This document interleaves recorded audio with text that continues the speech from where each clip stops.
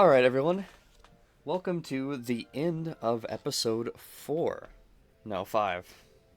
Anyway, so, at the very end of the first episode, I said that I wasn't going to read all of the Piccolopedia entries and the NFT entries, because I encourage you to go check out the game for yourself and read them. But you know what? I kind of felt that that was a little, like it would make the series a little incomplete. So, I've decided to take a little entry out of the Daz page, book, whatever the expression is, and at the end of each video, I'm going to read all the new entries that we found. Starting with episode, whatever here. We have a lot to catch up on. Oh. So, I reckon we'll just start from the first entry here, and then from then on we'll do all the new ones. Sound good? Alright, then let's do it.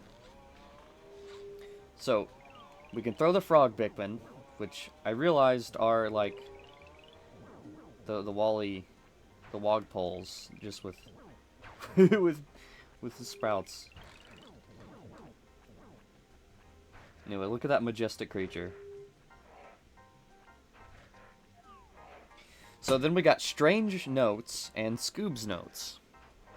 Let's take a look at the Strange... That's Scoob's Notes. Let's take a look at the Strange Notes.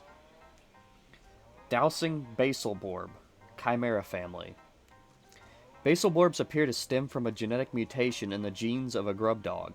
It's unknown whether these mutations are man-made or some type of crossbreeding with another species. The snake-like tail of this beast acts as a second set of eyes, giving it the upper hand when approached from the front. Attacking from the back is necessary if you want to make it out of the exchange alive. Scoob's Notes. A cockatrice is a mythical beast, essentially a two-legged dragon, wyvern, or serpent-like creature with a rooster's head. Or at least, that's what it says on the Wikipedia. To me, cockatrices are these sleeping giants that are way too big for how common they are.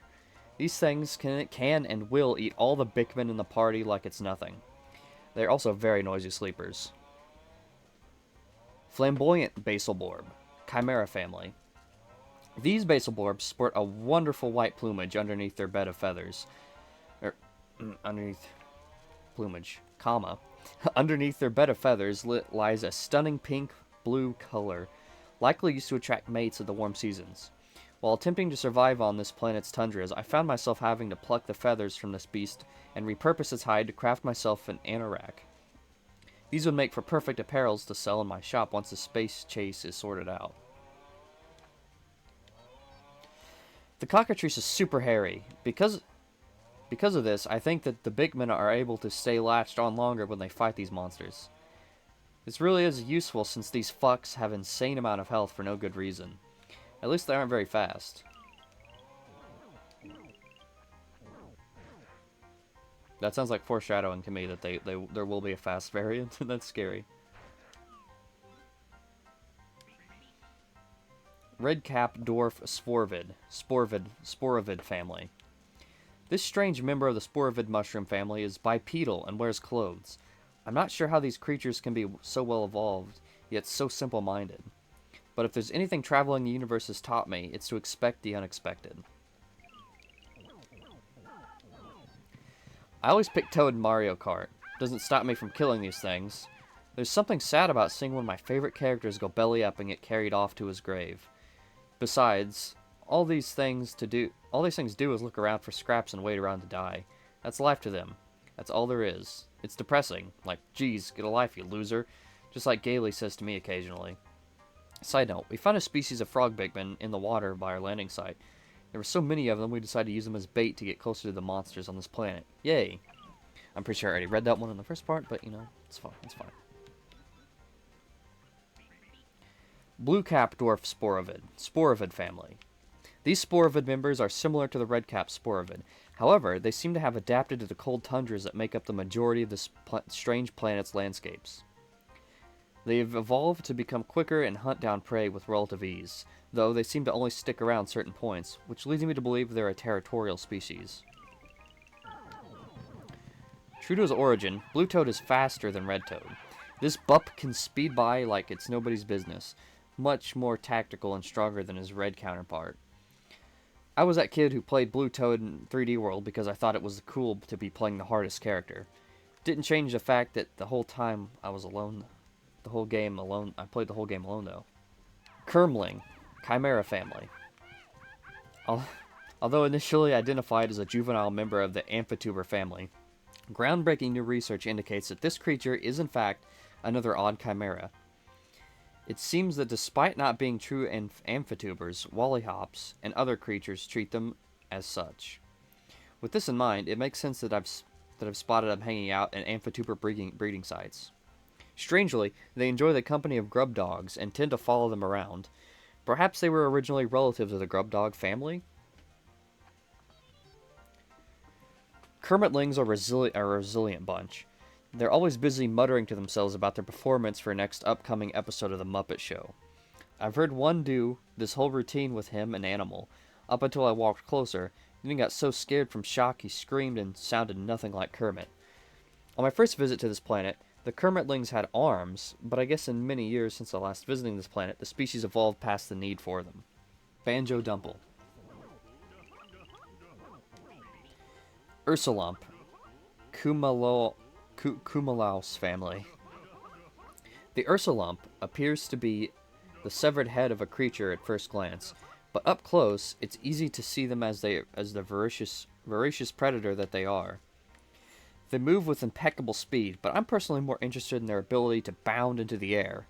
If only I had some way to bound myself into the air. Maybe I could hitch a ride on that Wollyhop and...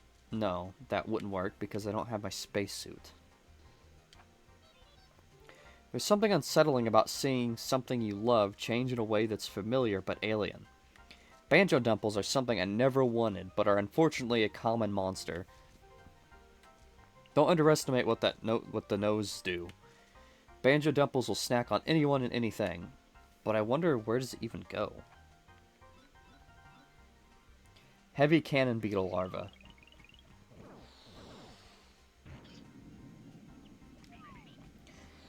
Heaving Cannon Beetle, Lithopod family. Like other members of the Lithopod family, this creature regurgitates its last meal's waste as a defensive method. But wait, what's that? Parasitoid Myclops family. Yes, that's correct. The parasitoid Myclops is commonly seen being regurgitated by lithopod larvae. The mother Myclops anchors itself inside of the lithopod, taking all the nutrients for herself. In return, the Myclops is able to give live birth at will, and allows the lithopod to use his children as ammunition. Nature sure is rough. Red Team Heavy, a loudmouth that waits around to blast you with weird green projectiles. A very territorial monster, it defends their objective with its life. It also says I lost no Bikmin to it, which is verifiably incorrect. Savior Snuffit, limbless Mascron family. The Mascron gets its name from the large white mask it wears on its face. No one has ever been able to see what lies beyond the mask. Some theories about it state that it hides its face due to the regrets it has. But I have regrets all the time, without something covering my face, so I'm not sure what the point of the mask is. These guys are interesting. They can be really helpful when Bikmin get trolled, but if you have Bikmin that you don't want to be blown by this guy, you either have to separate them all one by one, or cope with it and lose some dignity. While Gailey was away and I was at base plucking Bikmin sprouts, I saw a sprout grow into a blue thing on its stem. But then, just as it grew past it because I didn't pluck it in time. Maybe we should try and get some of these blue ones. They might be useful. Crewmate. Task beetle family. The Tamalgus beetle is a harmless creature that only exists to perform tasks. Small menial things such as cleaning up debris, building walls, and breaking down bridges. If trained, I feel like they could be easily help me clean up my shop, though I won't be seeing my shop anytime soon with my PU device stolen. The creatures of this planet seem nothing like the ones from my home dimension. I'll have to document them in this makeshift notebook. That's one way to start a trip. Crewmates are definitely a new fauna to the solar system. They're one of the most pathetic monsters, but it is a little scary encountering it. You never know when you'll see it, and if it even is a crewmate in the first place. Gailey picked up some notebook that she saw laying nearby the first NFT we found, and it looks like it has been used recently. The writing inside is all outdated Copiate script. Luckily, I'm able to use the built-in translator that Ouija has to use to see what was written. There's also some sketches of monsters beside the paragraph of texts, so I think these are about some kind of notes about wildlife on this planet. Imposter. Venting Tamagus beetle. Task beetle family. It appears that the Tamagus beetles aren't so harmless after all. I saw a group of them attempting to build a wall and I walked by, expecting to be ignored, but out of nowhere they lunged towards me and attacked. Guess everything on this planet isn't as nice as I had hoped. Though, if this really is the home dimension of the person who stole my PU device, I should have seen this coming. I knew it! I didn't say anything to anyone about it, but I knew it was an imposter. Don't blame me for losing any Bikmin here, because I knew. I just didn't say anything because I was distracted. Gailey won't let me live it down for screaming, though. Flying Mario Head. Amazing Flying Beetlelane family.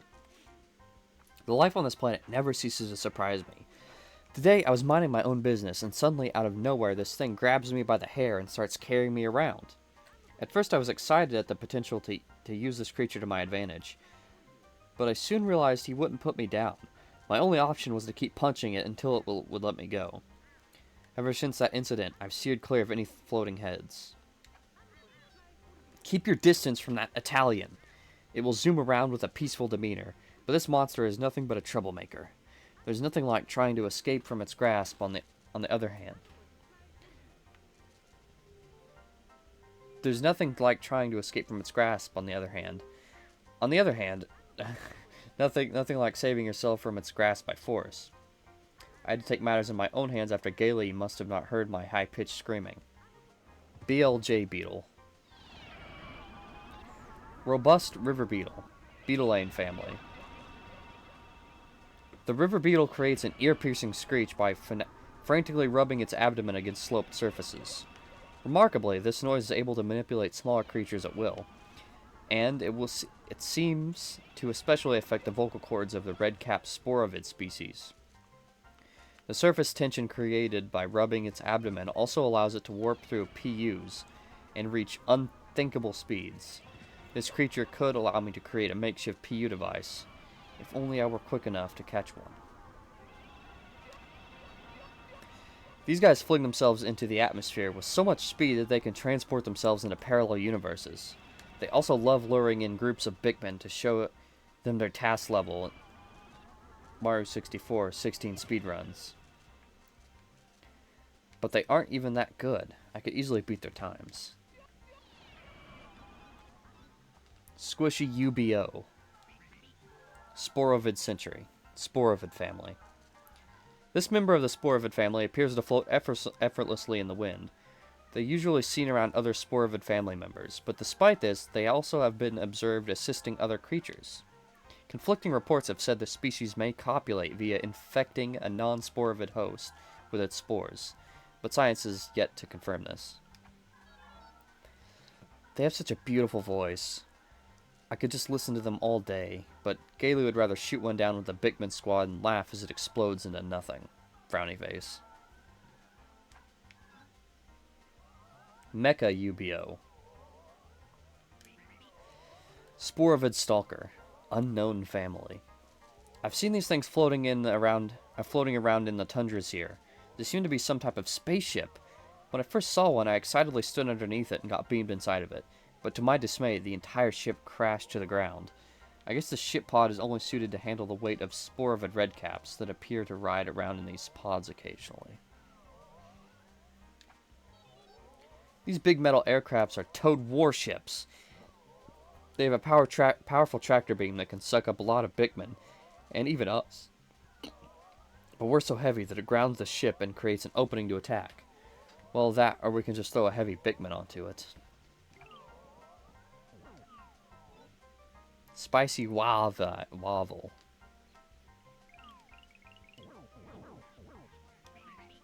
Fiery Loodle family. Similarly to the fire-spewing Snorbee, this creature feeds on the nectar of a type of extremely spicy flower. In turn, it gains the ability to discharge that buildup of spiciness at will with a chemical reaction that occurs immediately as the discharge leaves the body.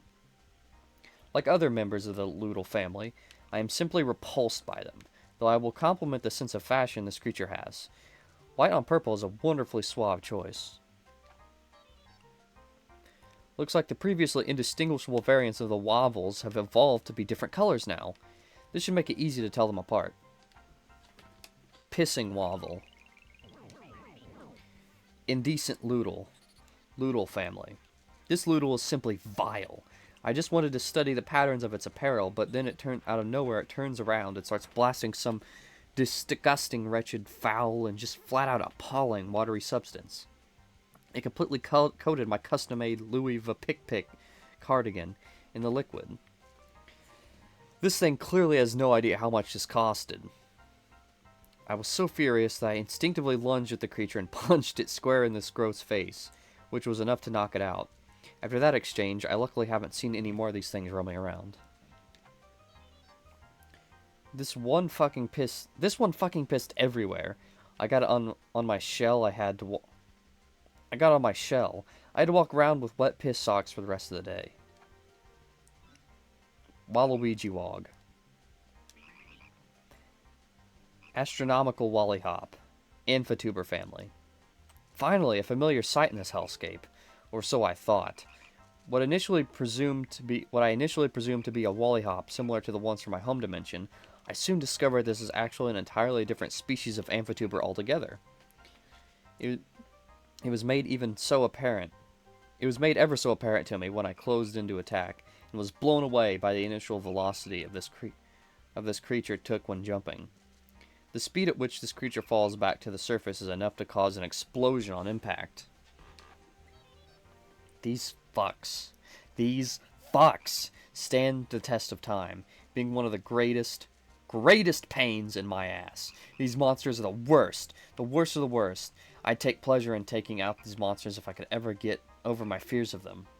I really wish these monsters stayed in the deep corner of my brain, where they belong. But apparently, I don't even get that luxury.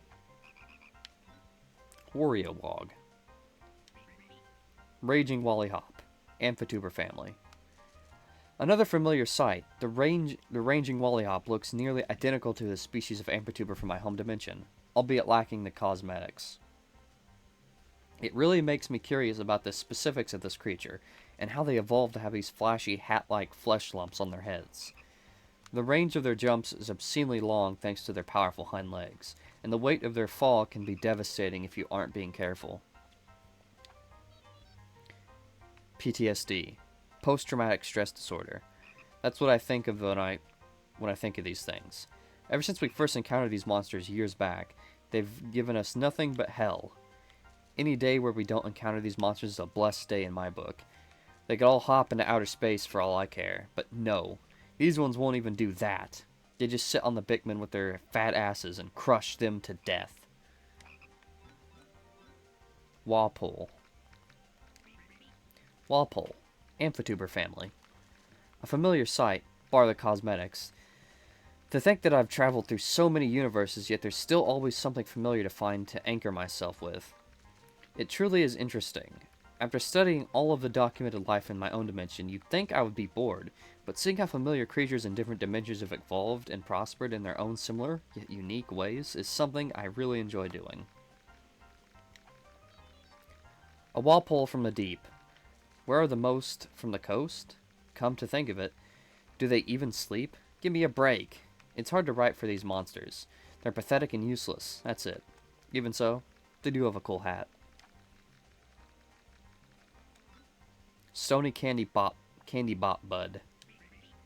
Gray Candy Pop Bud. Candy Pop Bud family. This Candy Pop Bud appears to be genetically similar to the species of Gray Candy Pop Bud found on P201. Apparently, these flowers could create a type of rock Pikmin. I've never seen one, but it seems preposterous to imagine solid rock could be made from organic matter, such as this. I personally believe that this rock merely to be a hypercondense shell made out of triglycerides and cellulose. When Ouija used its built-in scanners on the Moai Bikmin, reports of the species called rock Pikmin were displayed. So I think these Bikmin are mostly related to those guys. Their heavy weight reminds me of the purple Bikmin I previously used, but these guys aren't nearly as useful in combat. Fleshy Candy Pop Bud. Peach Puff Candy Pop Bud. Candy Pop Bud family. Unlike other candy pop buds, this flower appears to infect creatures with its spores. These candy pop buds could be an explanation of the strange bipedal sporovid creatures I found on this planet. It is also very smooth to the touch. I initially decided to pluck a petal off of one of these to sleep on. But sadly, these petals secrete disgusting and likely poisonous white ooze when touched for too long. Vile specimen. We found a new type of shroom Bikmin inside the cave today. The cave we found them in is actually where it remains of the hole of Oswogs, a terrifying place full of frogs that has given me terrible PTSD that is only triggered by ribbiting. My sister says that she also unintentionally visited this cave on her adventure here. It seems like the all-powerful bitch that destroyed the Rose ship fled to this place and built a castle in it using dark energy. Perhaps these shroom Bikmin are a leftover byproduct created by the dark energy? Skitterjuana. Arboreal Skitterling family. Just like the Skitterlings from my home dimension, these serrated edges of these Skitterlings allow them to move at absurd speeds, though the frayed nature of its body causes it to slow to a near halt in water. I've always been a big fan of salad. Maybe I'll try eating some of these guys instead of resorting to basal blorb meat for once. Lol. Spamtong. Spamton G. Spamton. Unknown family. Well, as a sales folk myself, I gotta say I admire his techniques. Somehow, despite me being unable to understand anything else in this dimension, he was easily able to communicate with me using some broken Honkatatian vernacular. He told me his name and kept insisting that I buy his products. I tried asking him for help getting off this planet since I'm currently stuck here, and he just insisted that all I needed to do was give him 18,392 Pocos, and he would help me. I think for the time being, it's best that I just ignore him. I'll let this one read for itself. He's got a lot to say. Hello, irresistible body. Spamton G. Spamton here with As Seen on TV deal. For you, by aggressive hyperlink blocked. You can exchange everyday living for gooey goodness. All you need to do is find me. Wherever you are, please. Come on down and buy. Gailey thinks this dude is hilarious, but something about him is off-putting.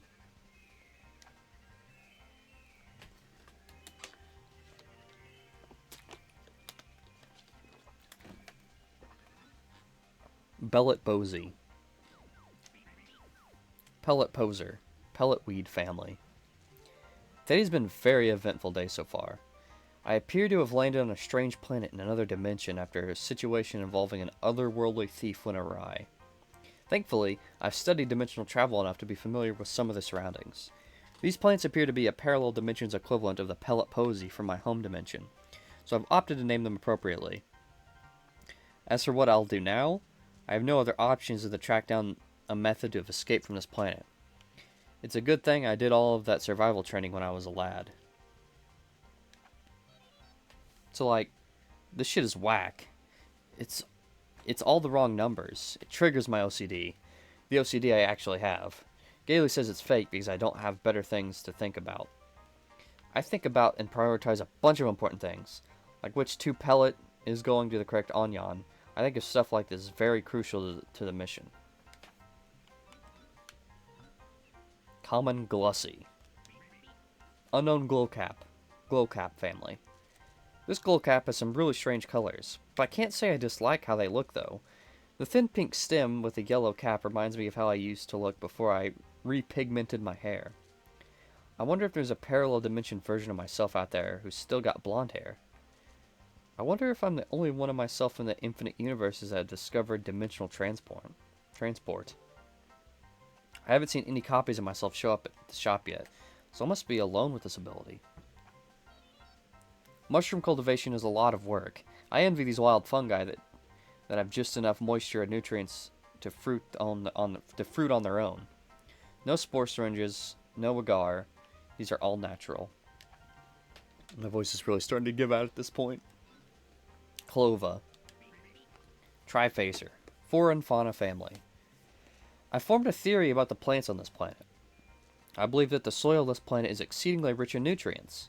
Due to this, I find it easy to believe that the odd-looking fauna that coats the landscapes of this planet are a result of an absurd overabundance of necessary plant nutrients and vitamins. If only I were a plant. Maybe I could still try some of the dirt here as an appetizer. If it isn't my 3 favorite fictional characters, well, I enjoy them, but they don't get as much screen time as the original cast.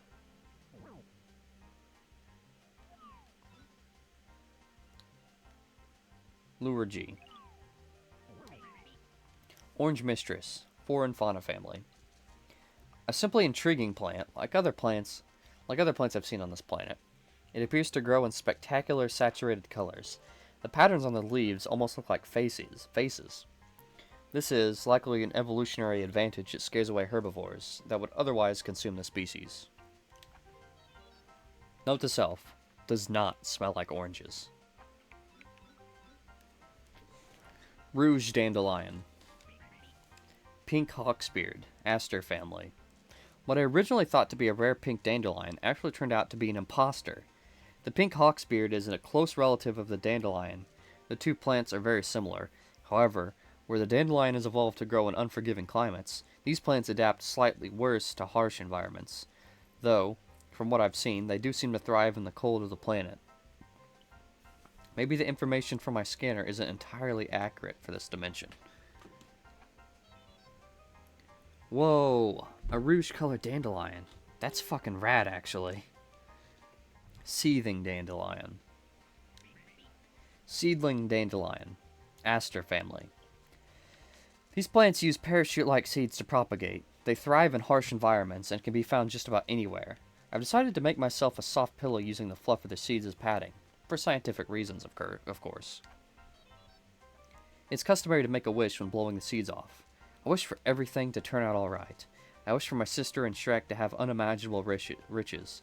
I wish to meet this explorer from these strange notes. I wish to lead the Bikmin to a desirable outcome for everyone. I wish for a lot. Hairy Spaghetti. Foxtail. Foxtail family. This plant has no respect for the fashion world. I refuse to say anything about this. This plant grows out of the spaghetti plains of Bup's Bluff. I tried eating one, but got sick and threw up for the rest of the day. Must be moldy or something. That explains the hair. Margaret Thatcher. Margaret. Chrysanthemum family. I would feel nostalgic upon seeing this plant, but sadly the overbearing thought of perishing on some uncharted planet just makes me feel homesick instead. Ding dong, the wicked bitch is dead. It's a shame the bitch didn't die 87 years ago. It's a shame that the IRA didn't kill the bitch. Fluke Juana. Flukeweed. Pelletweed family. I've heard of these plants before. Apparently their roots can be dug up and used as a sustainable food source. These plants are relatives of the pellet posy, which means they're extremely rich with nutrients. Even more so thanks to the incredible nutrient-rich soil on this planet. Delicious.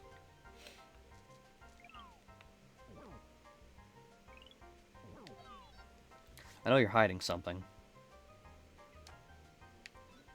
Weed, lol. Cannabis. Cannabiscae family. Cannabaceae family. I was recently attacked by some strange half-bird, half-grubdog hybrid species that I've named the Basilborb. After taking one down with nothing but my wits and survival knife, I was badly wounded, and I was sure I would succumb to the pain of my injuries. But thankfully, I noticed this plant species growing nearby. Back on my home planet, this plant, more commonly known as cannabis, Cannabis indica, is used as a medicinal pain reliever.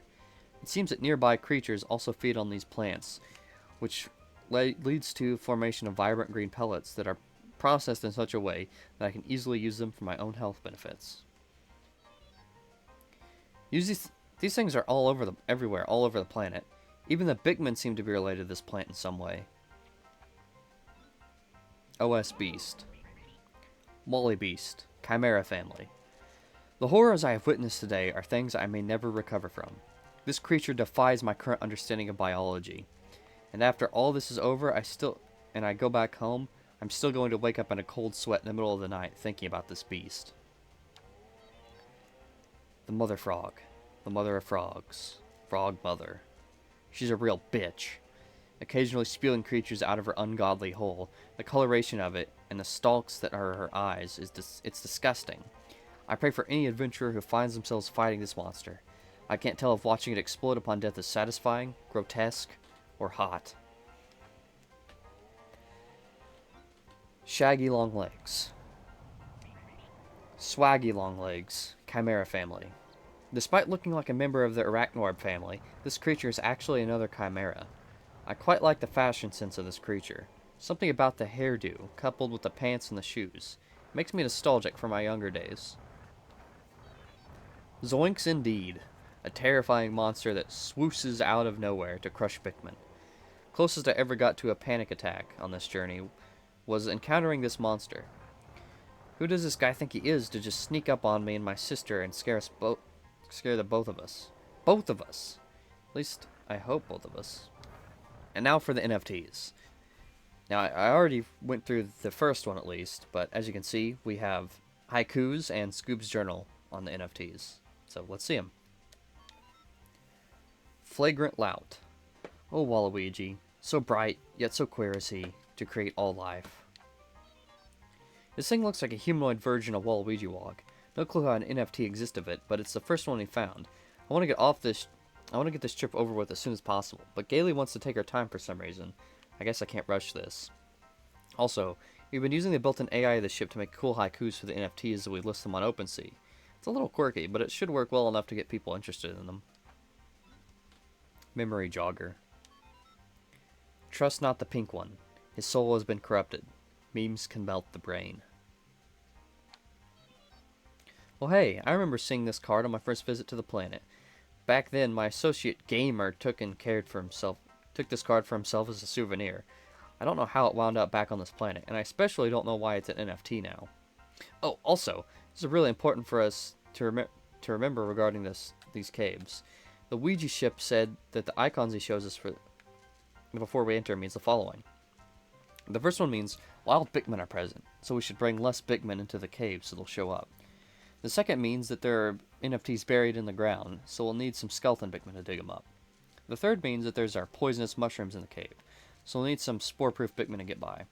And the final icon means that there are bodies of water, so we might need waterproof Bikmin to collect NFTs or keys inside those caves. Spectral entity. Sickly white fluid. No, not the bodily kind. The matter most dark. I like this little guy. It looks funny. Reminds me of my childhood. Gailey seems distinctly unfond of it though, and says something about it reminds me of a dark entity or spectral particles, encompassing radiant mana that she encountered on her last visit here. I still think it's a cute creature either way though. Terrifying steamer. A locomotive. Childhood fears are now reborn. What are you hiding?